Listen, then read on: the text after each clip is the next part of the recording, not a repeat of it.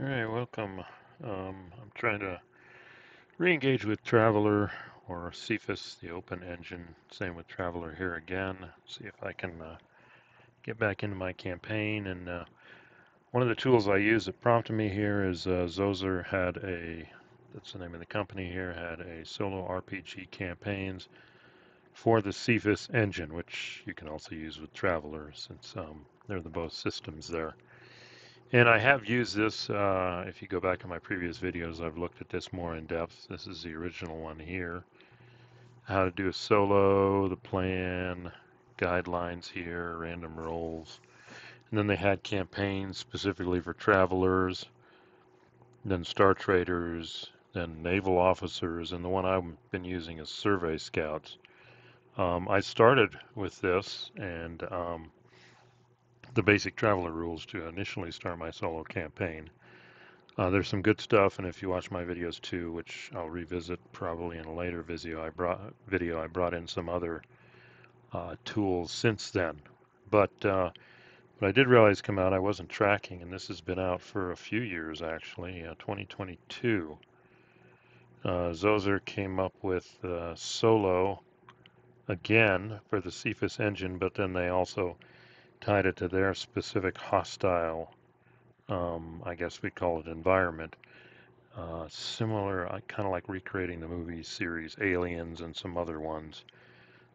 So this one is, you're going to see it's tied to the their environment here, and they've got a bunch of resources on, in this hostile environment, which is great. But I wanted to look at it from the point of view of, have they improved the original Solo that was more open-ended, and can I use this going forward? And just to look at the initial review, and this is some stuff I think from the world of Alien. That's You're going to see they got a setting here, but let's see. Here's their table of contents. Um, how to solo your crew, hardware, resolution. They do have a section on the setting for aliens, which I'm not going to spend a lot of time on. How to solo, and they bring in some stuff that wasn't present here. I mean, there's going to be some stuff that was present in the original solo, but there's some stuff that's new here. We'll see as we go. Um, Building plot, I think, is a big addition here that they didn't have before. And then this is an interesting concept, the looming crisis, turning it more into a sci-fi horror movie. We'll see that later. And this is standalone. If you just wanted to do hostile, atmosphere and solo, you could just use this one book because they've got rules, for everything to do that. What I find interesting here, the campaigns they have, and when I compare it to the original, let's see, they've got a shipping campaign, they've got an exploring campaign, and these campaigns, though, are tied more to the context of the hostile environment, as these were a bit more open-ended, but still usable. Colony survival, yeah. Um, Marine squad, that's a new interesting one, running around dealing with rebellions or exomorphs, they call it, the alien creatures. Asteroid mining and troubleshooting. Now, what piques my interest is going to be the exploring one, um, which is similar to the survey scouts one they have over here, and then potentially the Marine squad here, some of the missions there. But then I still got the naval officers they did over here, and Mongoose has some resources for this too, for a naval campaign. But that piques my interest too. So, I think between the three of these, and I think the main use is going to be the randomization tables. We'll see that later. But with that said, let's just do a skim through. Hopefully, this won't be too long a video. A skim through of the Solo Hostile product. It came out in 2022. And here's an introduction here. Hostile, standalone solo role-playing game, grim, gritty future. Movies like Outland, Alien, Dark Star, Pitch Black, Event Horizon, and The Thing. Sounds like sci-fi horror here. And they do have their own hostile setting. If you basically go to Drive Through RPG, you'll see there's a whole set of stuff there. if you want to operate in their environment, they've got a bunch of supporting information, which I may look at in a later video. There's some stuff I may use from that. What do you need to play? Dice, notebook and pen, and imagination. Well, I'll replace this with OneNote and imagination. Hopefully I have that. And then they give you a breakdown here of what they're going to cover. Terminology, characteristics of your player characters and NPCs are the same. Cepheus Traveler, you got the D66 concept. You've got the task where you got to roll an 8 or higher, and then the modifiers. You got the effect is the difference for exceptional failure, exceptional success. There is a different view of hyperspace, slightly. Can take time as opposed to, I think it's pretty much set in Traveler. And then we've got our inspiration tables, a set of words depending on what you're doing.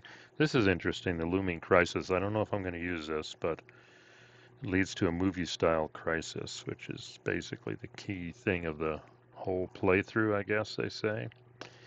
And then this is it. They use the scene concept, which I started using with Mythic Emulator version 2. That's been my primary solo driver of recent. So I'm going to see how I can combine the two, but it basically you need to tie the themes, those scenes together. You know, you got a scene, it gets resolved, then you've got stuff happening between it, and then you go to the next scene and the next scene. Um, and I kind of like that concept. We'll see how they play it out. Spotlight is, you know, if you're got to get something going, you pick a character, roll some inspiration, something happens. Survey target, that's the concept we got from the previous one. That's what they did. They pretty much, you fly into a system, you identify 3 survey targets, you get points, etc. I'm not so much worried about the points, but I do have another resource that gives a bunch of tables for what you find. There's the untrained -3 penalty, yes, no questions. They do have a world generation process. So, you know, it's all here. It's all here if you want to do a solo alien kind of campaign. So the terminology here, and I'm not going to spend any time on this setting. This is, I think this is the Aliens movie-based setting. It doesn't look, you know, nice maps. Pretty much, you do see the Traveler Cepheus influence here with these sector maps or subsector maps. So, and their intent is the alien environment, so you could play that. Here's some more stuff. The different, you know, groupings: Community American States, Asia Pacific, Western Europe. Again, you know, and then the different employments you can do, skills. And then they do spend a little time on how to do solo kind of philosophy, etc. Say, don't think of yourself as going back and forth from being a player to a referee. Think of yourself as both the director and lead actor in a gritty sci-fi movie. Too many roles.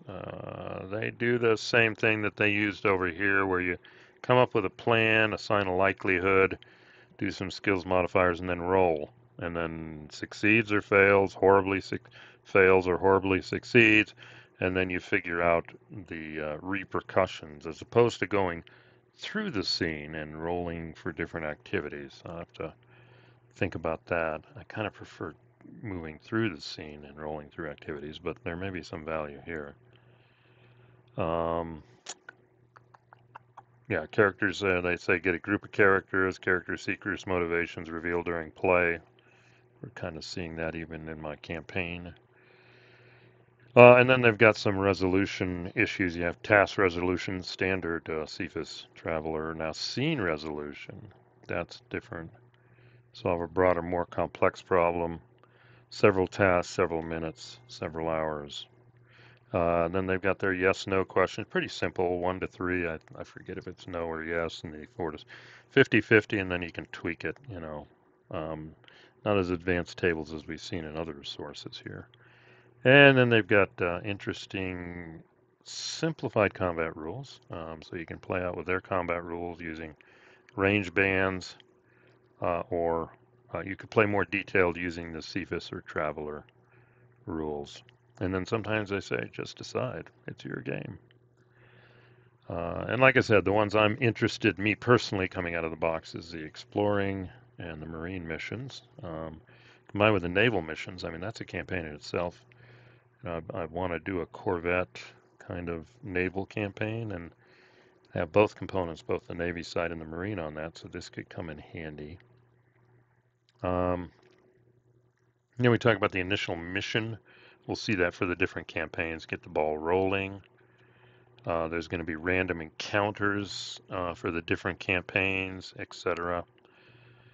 And then they talk about, moving this beyond just, just rolling tasks and going, we did this, we did this, we did this, but kind of doing storylines where you kind of connect the scenes together. Got some character reactions, spotlights. Spotlight involves randomly rolling 2 words and apply it to one character, when nothing has happened, maybe. You're traveling through hyperspace, or you're mining an asteroid without incident. Let's give some crew members screen time.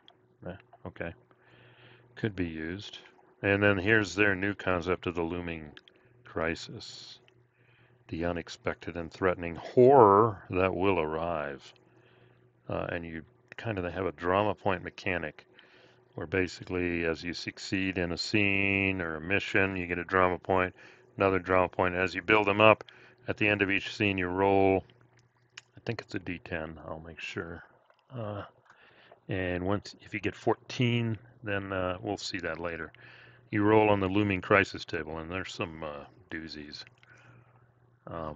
Tempting, and they say this is optional. I mean, this is truly game-changing.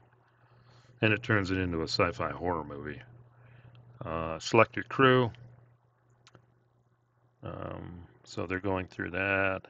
And they talk about what's a Marine squad, 6-man Marine team, whether I use their guidelines or I think I got the Marine source book or a source book in Traveler that can do this. Got a starship crew. Okay.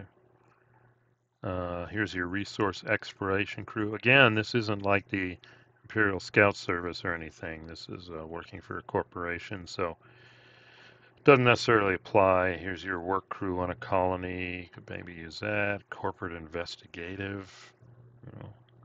Acts of sabotage, assassination. Oh, that's exciting. And your roughneck crew going out there and just mining on their own. And then they talk about creating characters. I'm not going to spend time here, but they do.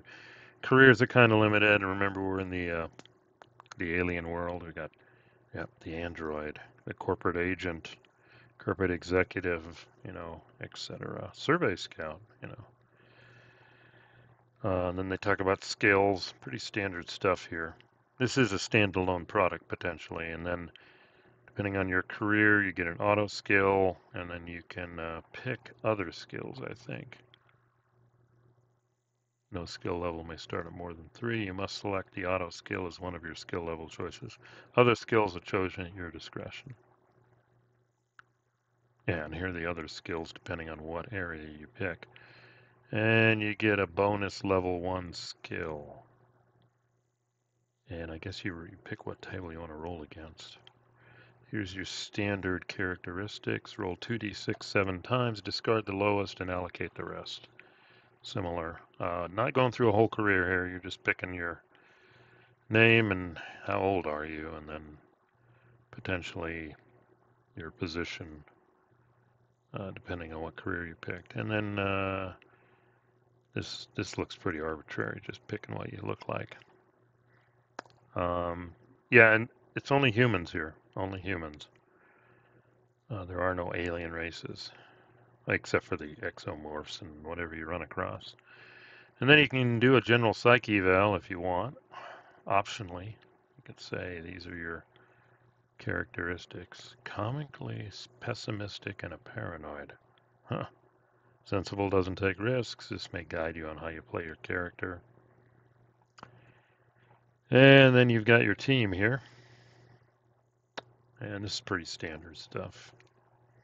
Talk about the hardware. I'm probably not going to use this because I'm in a Traveler um, campaign. I'm in the Traveler world, Traveler universe.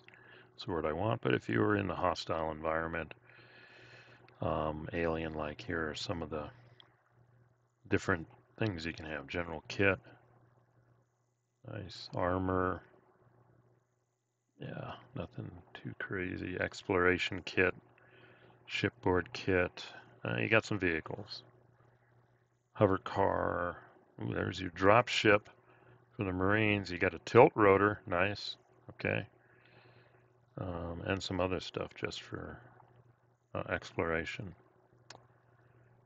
Combat laser looks like the highest tech stuff here. Flame unit, light machine gun. Yep. Money and wages. Got a standard character sheet. And then they go through the different resolutions.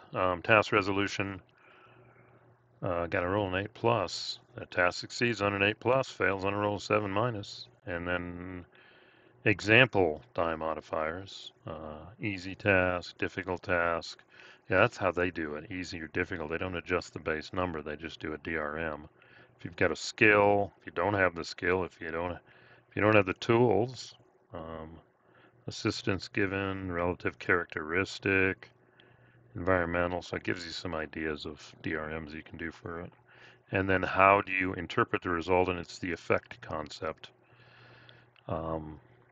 Target of 8, and then depending on how much you're less than or greater than determines how successful or how much of a failure you are.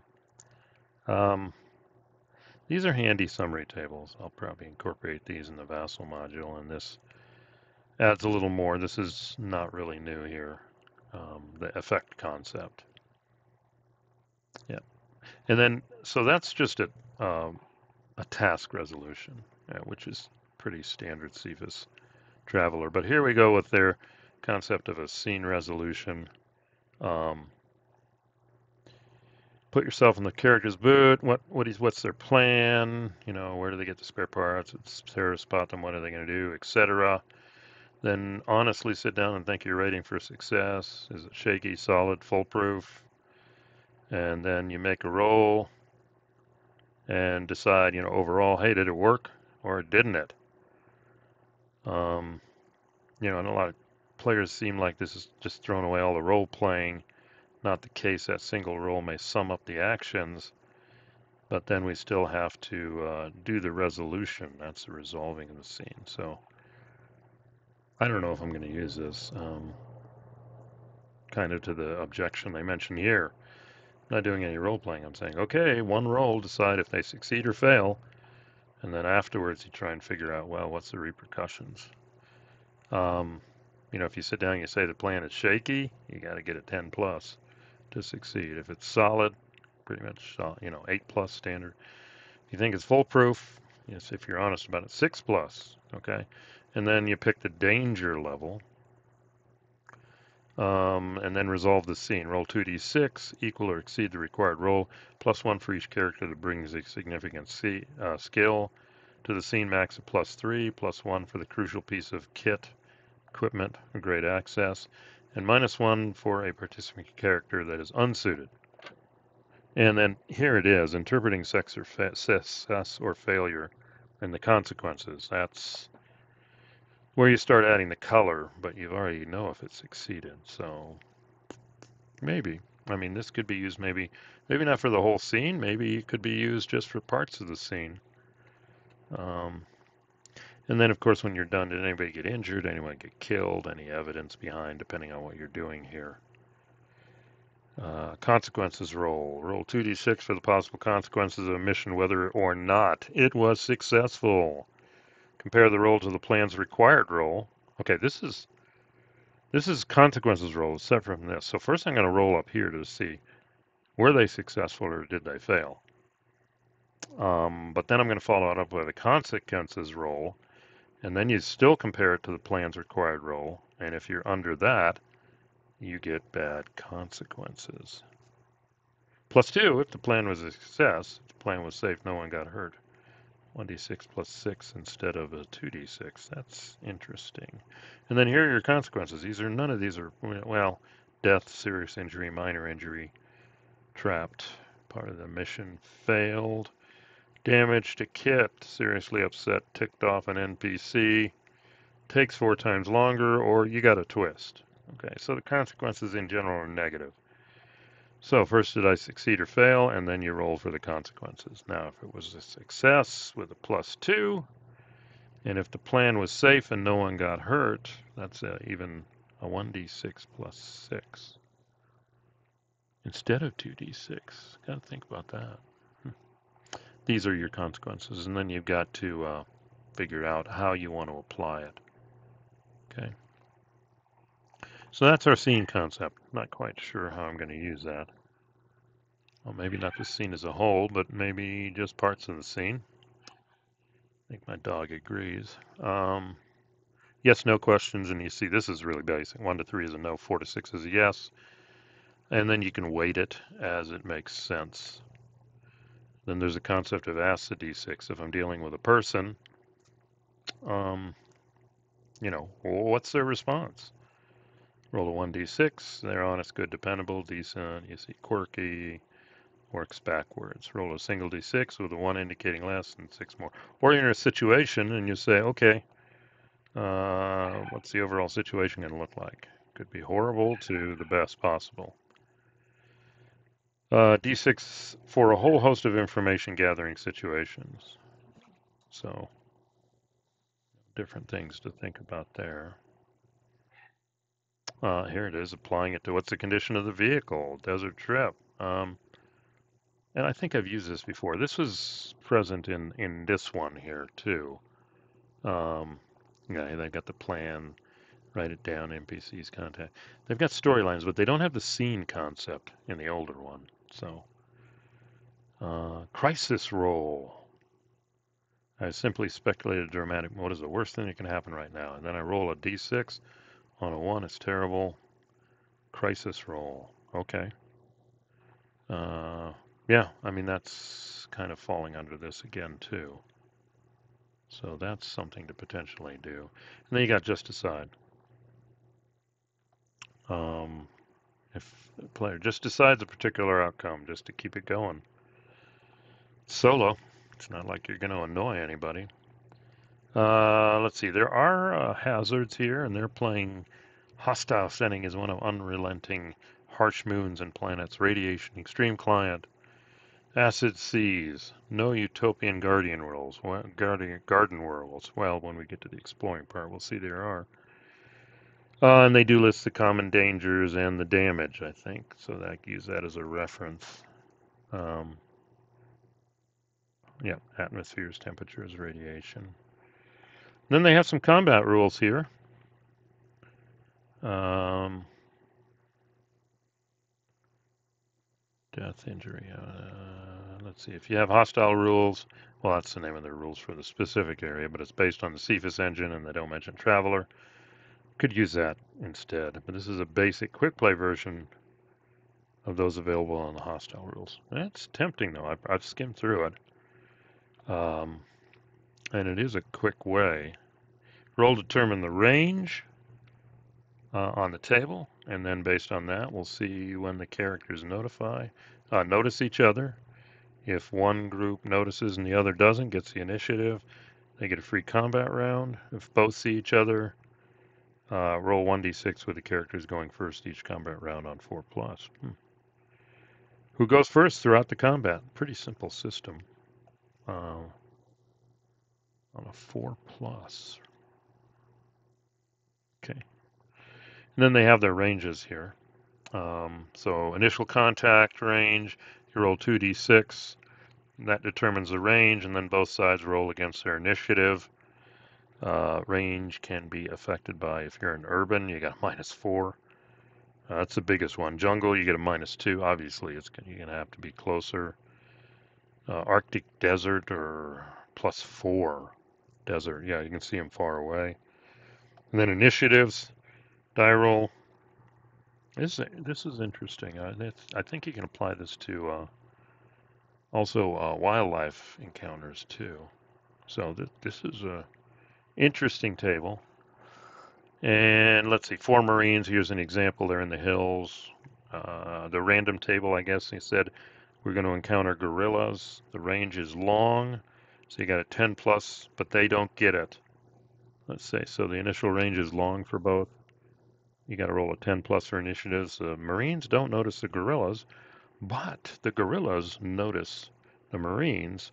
Hence, they're going to get a free combat round, kind of like an ambush. Um, and then they talk about hand-to-hand attacks, close combat. 8 plus to succeed, brawling skill, clubs, daggers, and knives.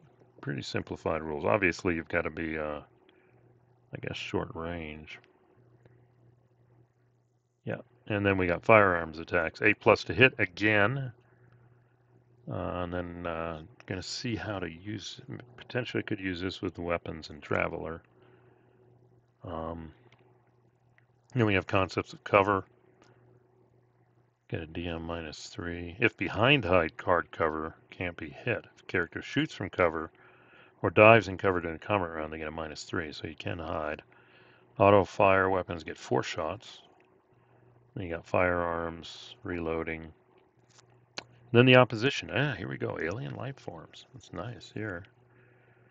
You roll.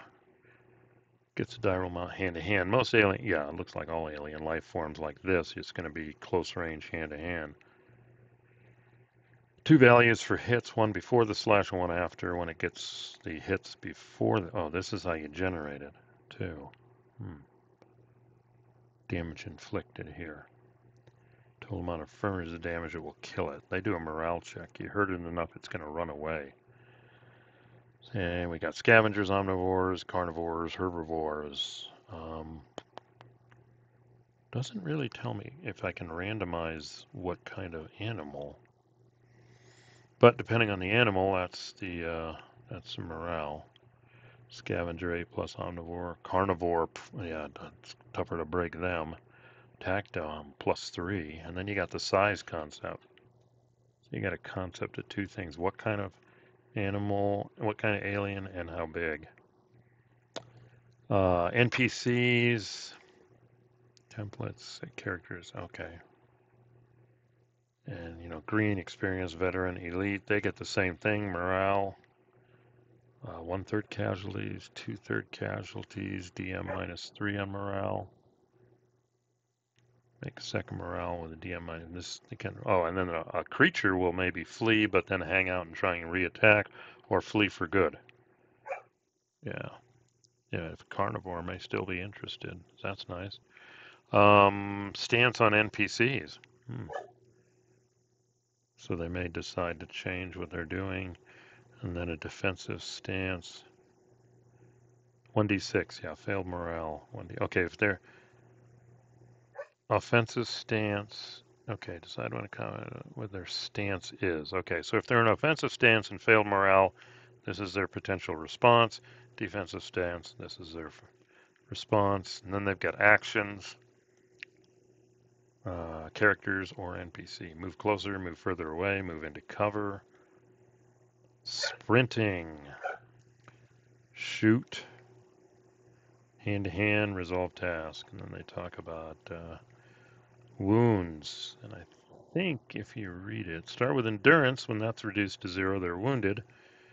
Then they go to dexterity, and when that's reduced to 0, they're incapacitated. And then strength, and if that's returned to 0, dead. I think that's similar here. Wounded, knocked over for 1 round, suffers a -1. Incapacitated, knocked out for 2d6 minutes. And they talk about recovery here. Simplified. Explosives, it's 3d6. I think they keep it simple. Anti-armor, weapons, vehicles, robots. Not sure what I'll use here. And then they have a simplified starship combat. Again, I did a previous video on different starship combats. The one I kind of liked for that balance between simple crunchy but not too complex, or however you want to call it, was the Cepheus Deluxe rules, actually. The Traveler one was pretty, what's the word I want? Mechanical. and event you just beat the hull and it blows up. But the Cepheus Deluxe one was kind of more for an RPG where you're not, it's not like a space combat game and you just destroy them. It's kind of get differing effects and fleeing. So that one was interesting. I don't know. I don't know about this. They simplify it some more, escapes, etc. So I don't know, and it's only one page. So right now, my leaning, if I get a starship combat situation, at least for a small combat, not fleets, um, I'm leaning towards the Cepheus Deluxe, but I can revisit that. Then they talk about building plot. This is going from scene to scene. How did we get into these situations? How do we move from one challenge to the next? And then the oh, I forgot the name. Emulator. I forgot the emulator, the solo emulator I use. Also, a Mythic has an interesting way to move between two. So I had to compare these two and see how they go. But it's stuff happens in those times, and you have to kind of tie them together. We got our 6 campaign types. They have random encounters. Each encounter requires a character response. Stumbling block. We'll see that in a second. Yeah, this is kind of philosophy here. Try linking a random encounter into the game in one of these ways. Past events. Yeah, so they're trying to build a storyline. Trying to connect the dots here between scenes. They've got inspiration tables on 73 to 74. I've seen this before too with other systems. They just give words and you combine the words, apply it to a character, and decide. Here's an example. You encounter a colonial leader and you get installation and action, end up with medical bay and waiting. Okay. But it illustrates how a single random encounter can lead to potential mysteries, plots, and troubles ahead. Well, I forgot what it was called. I'll have to pull that up later. The thing I rolled, I ended up with finding a whole space station and a race, and yep. Let's see, non-player characters. Let's see about how they work together. Opposition, comparing social standing. This is an interesting one. Contacts. Character interactions. Could be with NPCs or within the crew. And we did see that. And they do try here that some of these rules are written from the sci-fi horror movie point of view. Do you want to use that or not? I don't know. 2 characters in opposition. Then they have to work together, so we roll for a reaction, or you're in a stressful situation, or people are bored. And then you use that spotlight concept. Yeah, and here's a relationship table. But that was present in the original solo also.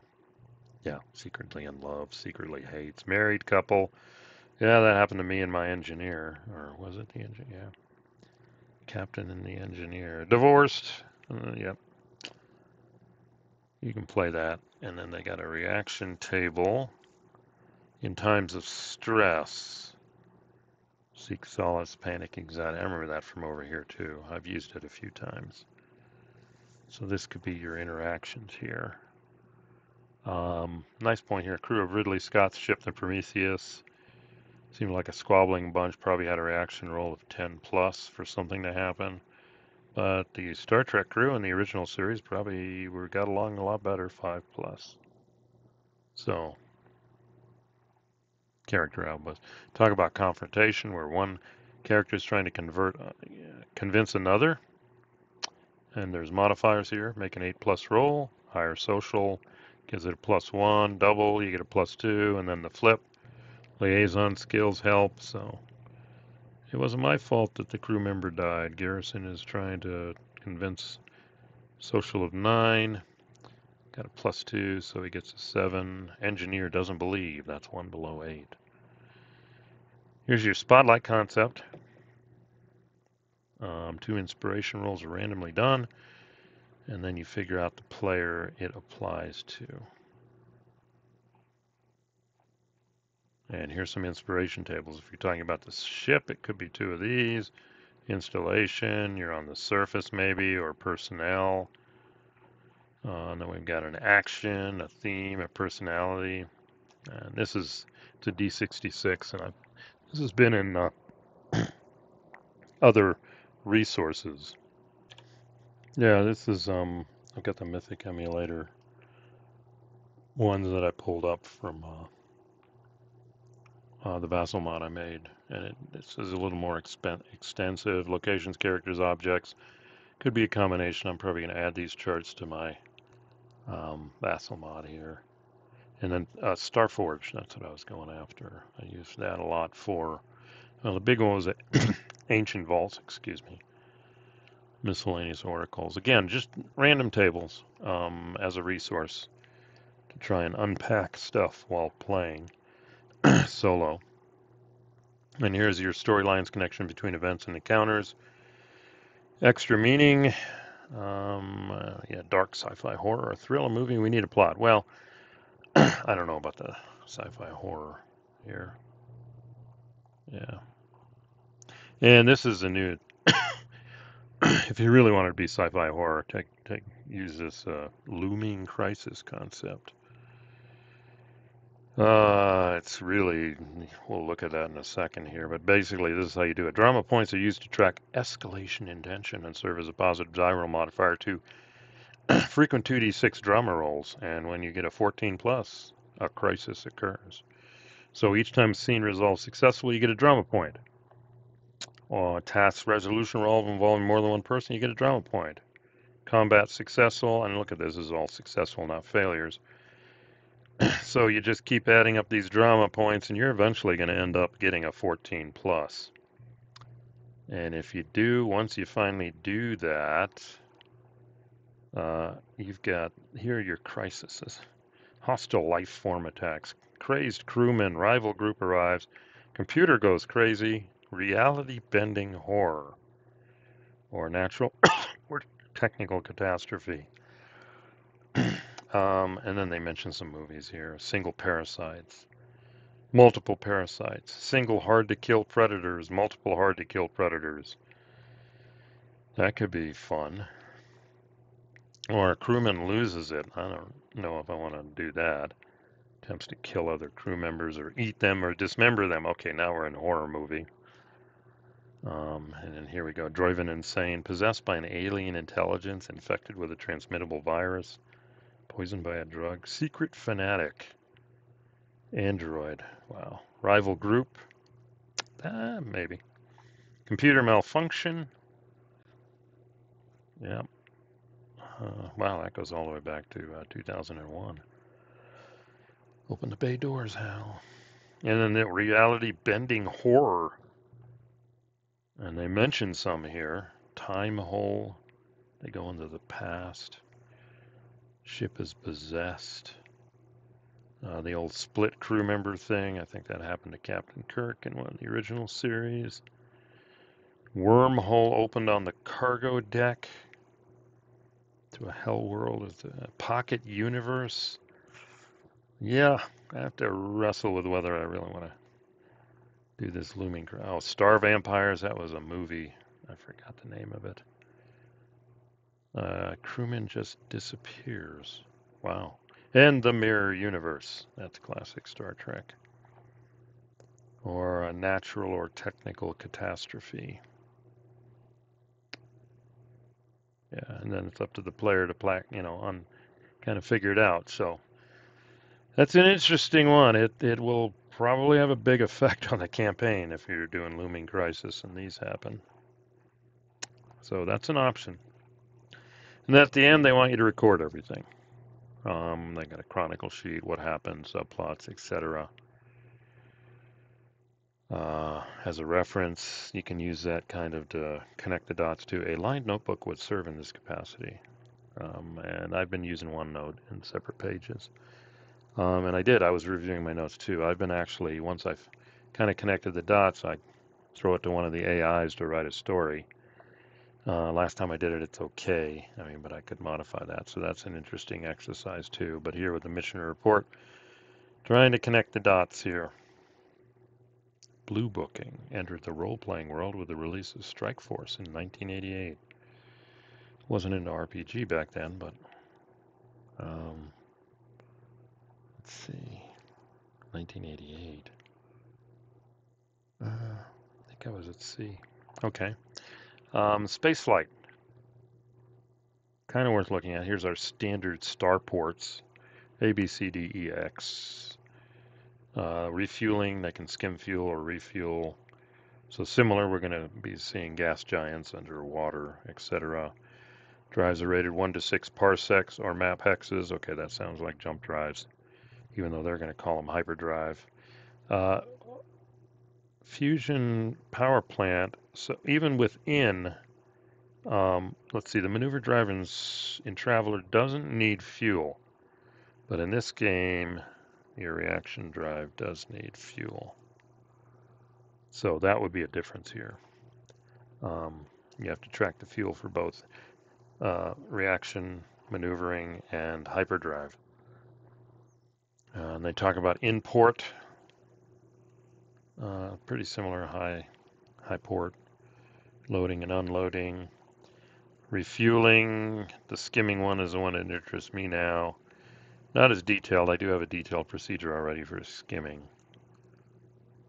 But scooping tank, they just kind of make it simplified, just 1d6 hours. Water and ice, you got to land it. And then they flights, they talk about burns. That's their increment of fuel here. And then they give the number of burns required. But again, with the maneuver drive in Traveler, I don't think that's a problem.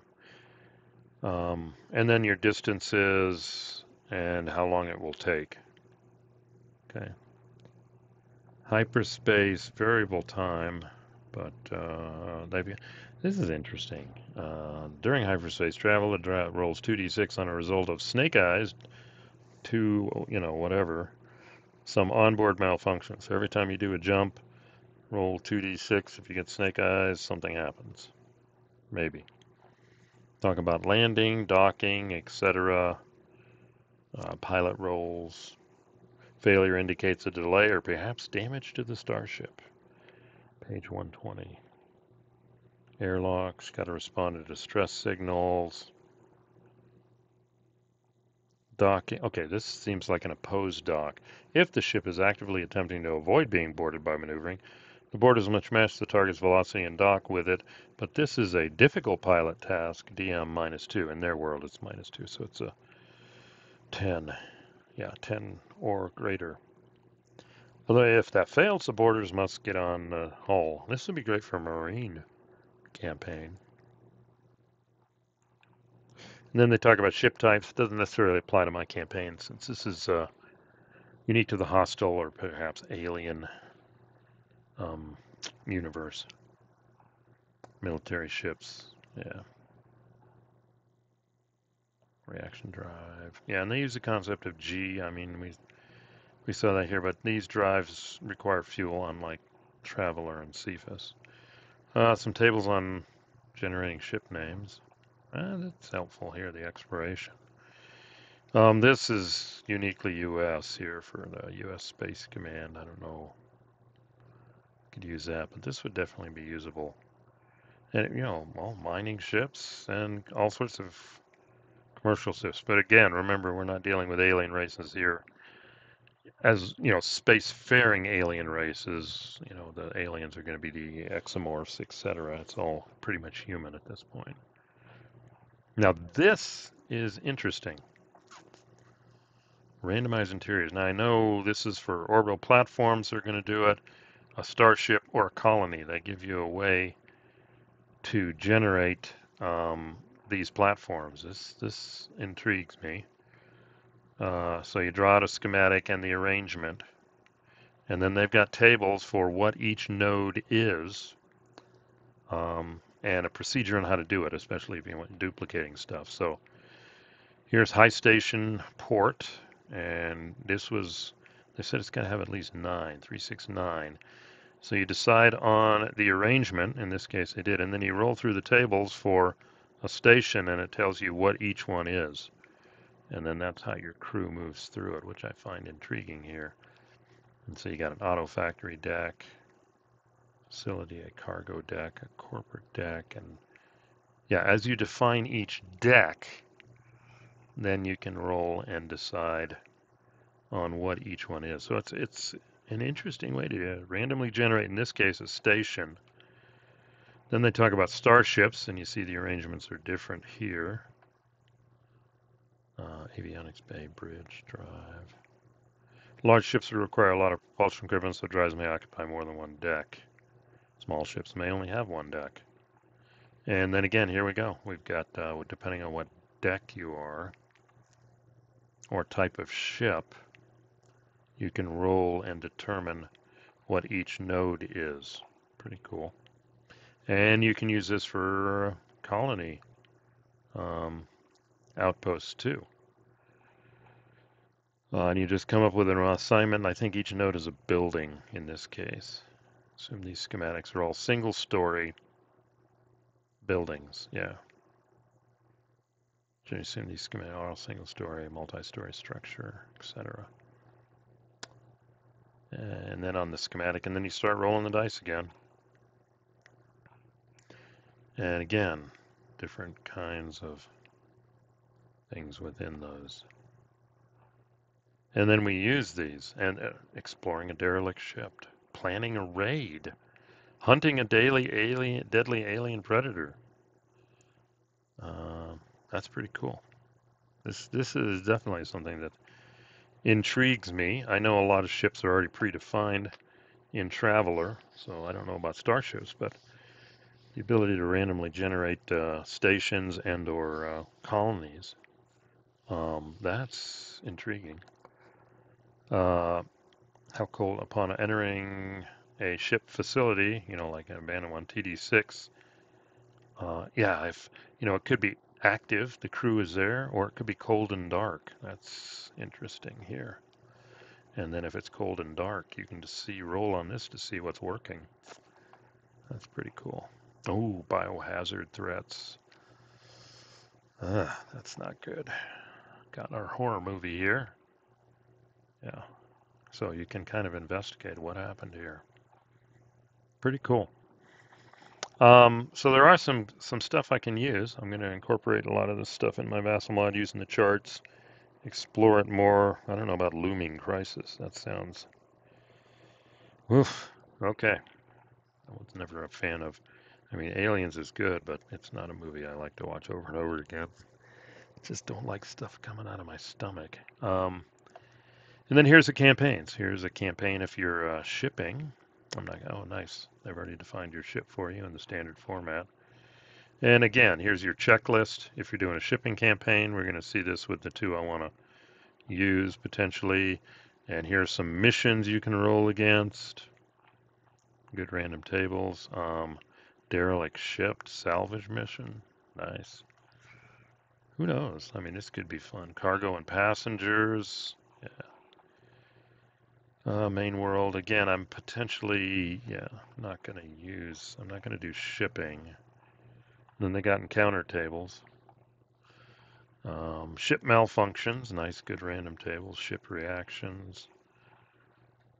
Let's see. Colony encounters. Starport encounters. Again, this is from a shipping point of view. Patron encounters. And a technical name. Now, here's one I may use, exploring. And this is going to be similar to the one in the original one here. Standard kind of ship, captain, pilot, navigator, sensor operator, engineer. Ship's doctor and 2 expedition members. Well, this is a bigger ship. Where they would start within the hostile and or alien world. Yeah, they've got a 300-ton Castle Bravo. Not a 100-ton Scout S, so that's going to be bigger. They detail that, so not necessarily going to use that. But here's your checklist. It's pretty handy. Create 8 characters or however it makes sense. Suitable star system. Assemble a crew. Make a reaction roll between each other. Pretty handy here. Travel to a hyperspace point. They give a simplified way to handle that. I may or may not use that. Hypersleep. I'm not going to use that. That hyperspace dropout 2d6 on Snake Eyes. +4 to a sickness. Survey the system with a navigation roll. Take 1d6. Again, I've got. Gonna have to think about this. And then how we travel to the survey target. Touchdown with a pilot roll. Distance to resource. Time for survey. Survey problem, resolve it. Travel cross country. So this is handy here. for perhaps driving the campaign here. And then we decided we inner or outer. They talked about that in the previous one. The initial survey of the system just adds time. Simplified to create a star system 2d6 plus 2, determine the number of planetary bodies. Pretty straightforward. Roll 2d6 on a 9 plus. It's a binary. 11 or 12, it's a trinary. Okay, we've seen that before. Simpler than, well, the one I was wrestling through before I stopped doing Traveler. Very detailed new release of the Planetary World Builder. And then you just main world type. You just roll, and here's your garden world, and that's what they used over here in the original. So kind of simple. And then you roll 1d6 for gas giants. I'll have to look at that. Asteroid belts, rest of the planets. Now, would I use this? Probably not. Even if I don't use the highly detailed planetary builder, Traveler's got some other ones for generating this more simple method. Although I am tempted by this because this drives, and Stargard had this concept too of different types of worlds too. So going to need to determine that. Yeah, and then here we do have other simplified ways of doing that. We got names. Usually, the name of the system and then alpha. And they got a simple system survey. And then this is just like over here with the original, how long it takes. And then for Garden World, you roll pretty much what are the targets, and you go investigate. What type of terrain? Nice random table there. Okay, that'll add. Desert world targets, rocky world targets. And you do see if you roll snake eyes, it's a D66, you get an alien life, intelligent alien life. So that's interesting. Even on hellhole worlds. But not an ice ball or rocky. Water worlds, you got intelligent. If you want to do a hot Jupiter target, gas giant target, or asteroid belt, you got some other things you can look at too. Intelligent alien life. Oh, anomalies, nice. That could come in handy. In space and anomaly. I mean, Stargard has a lot of this, if you see my previous one, so it'll be interesting to compare the two. Resources on the world,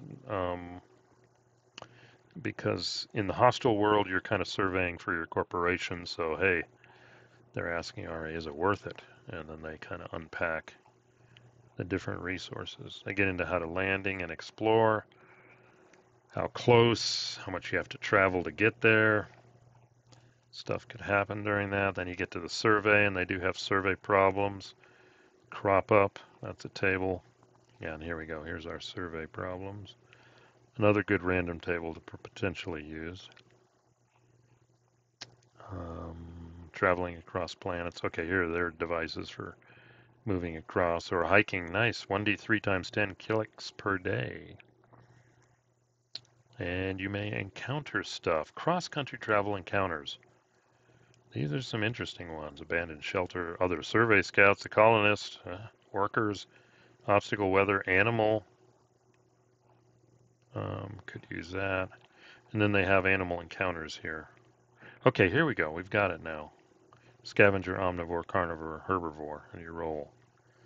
And you also get the size. Okay, so this is where, before when we saw in the combat about fighting them, that this is where you figure out the type and size. That's pretty handy.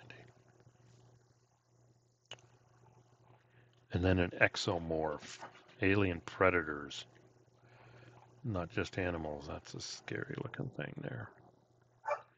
And then alien inspirations. You got an alien and you roll twice and it's a devil dog. It's a marine. No. Yeah, the first time they do the exomorph, it's mud spawn. That doesn't make sense about mud on a starship, so roll again and I get devil. Devil spawn. That sounds. Yeah, so you can get names. Feathered bull. Huh. Oh, I like this. Feathered horror. Yeah, depending on what you roll. So that's that. That's a scout campaign, and there's some stuff potentially to pull out of this. I'll have to combine it with Starforged and C. Colony survival.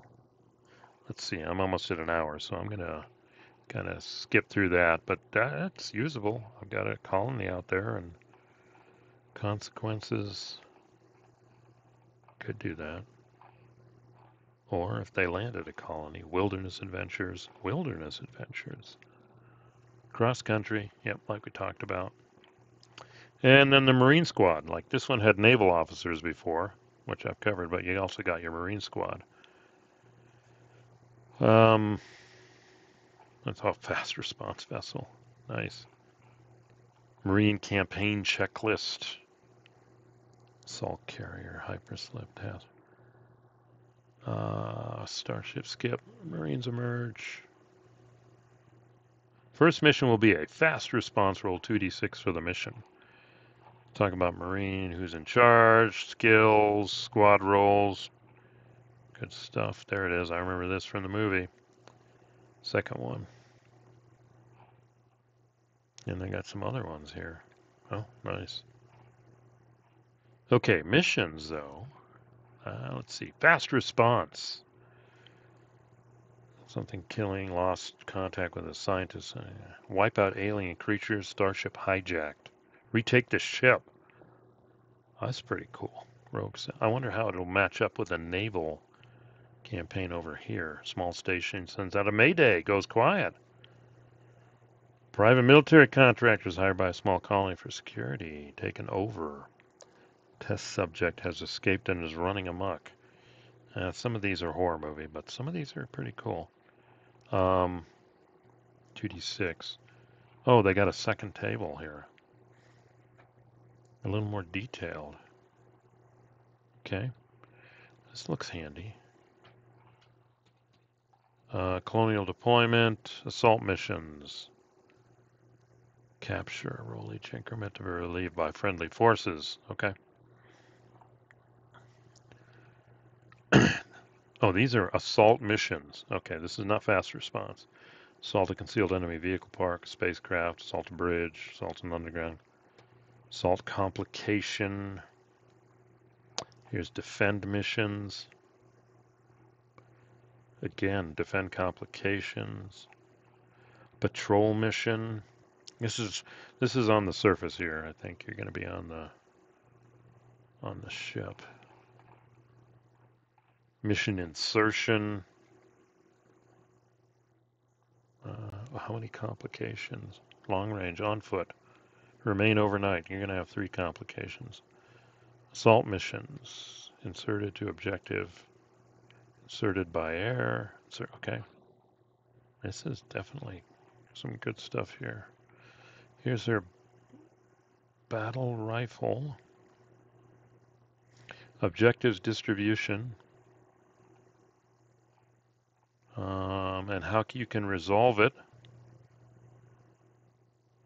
Of course, player will be using task and scene resolution. Ask a d6, yes, no, da da da da da. Gets resolved. Or you could do combat, either using the rules here or more detailed rules. Enemy force, size, you can roll. Good. Okay.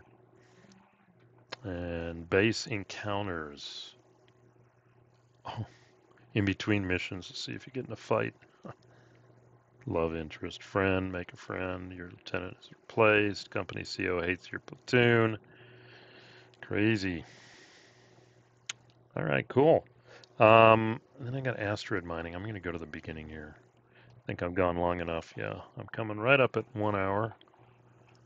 Let's see what we do here. Yeah, asteroid mining, troubleshooting. Okay, and then an example playthrough here. Parasite suffocation. Doesn't jump here, 216. Let's see if I can get there. Let me just see how detailed they are. So they give you a nice playthrough here. Colony survival campaign. Colony districts. Get some characters. Starting preface. I thought my popular faction. I rolled, you are part of new management. The colony has been taken over by your employers. A large corp the colonists say don't like you. Uh-oh. Overwhelming, quiet. So, pretty, yeah, an event connected takeover must be dealt with immediately. Roll twice on the random people and location and get child and computer tech. And decide computer tech will be it. Blackout scheme. Computer tech is locking the PCs out of the mainframe. Alex Petrov. And then they've got the personnel forms here. How do I solve? Yeah, that's good stuff here to figure out how to do it. Oh, now we got parasites. PC investigating. Yeah, I'll have to read through this. And then now we got suffocation. Roughneck Dave has been bitten by a flying worm. Nice.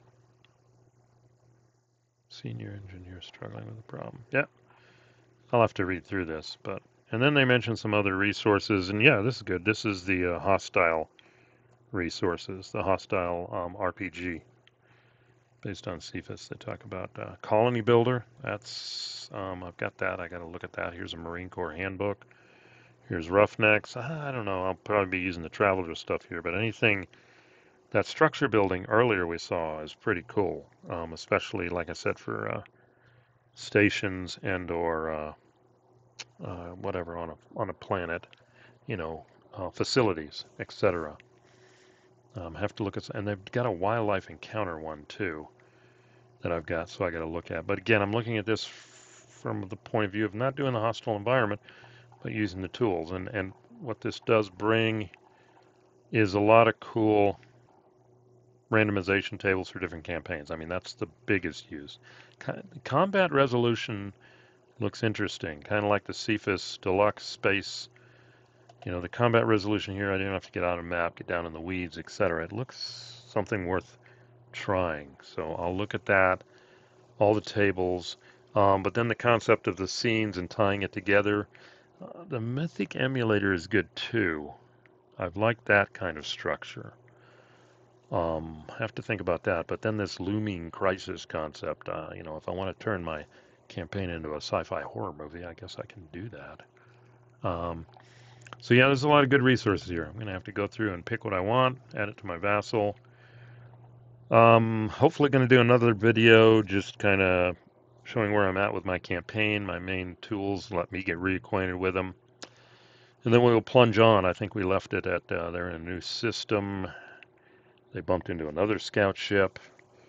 They're doing their refueling at a gas giant before both of the ships proceed in system to the main world, which I need to finish the surveying that their first ship did in its shares, but there is a installation on there, unknown installation. That's why the other scout ship is there. So hope to revisit that here soon after I get myself reacquainted with all my tools and decide my resources and decide how to apply them. So I'll go ahead and end it there. I'm at 3 minutes over 1 hour, so hopefully that wasn't too long for you. This is so again, Zozer solo. This time it's more aimed at the hostile environment, but I think, again, just like the original one does, it has a bunch of campaigns and encounter tables and some guidelines that are definitely worth incorporating into the solo campaign. Combined with my Mythic emulator, that's a good one. Starforge is a good one. And then the standard Traveler resources, the big one being the Planet Builder. I'm trying to work through here, the new release Planet Builder. So we'll see. So we will return to Traveler. I think one more kind of summary, look at resources, where are we at, and then hopefully then I can start re-engaging with my campaign with my scout ships. And again, using these tools, you did see now, I got naval campaign here I can use from the original solo to help out. And then there's a marine campaign here that's interesting too, to figure out how to kind of combine the two. So again, just putting these resources together, and then maybe AI is better now at writing stories than the last time I tried it. So anyway, thanks for listening. Comments appreciated. If you like, click like. If you haven't subscribed, please subscribe. Otherwise, we'll see you at the next recording.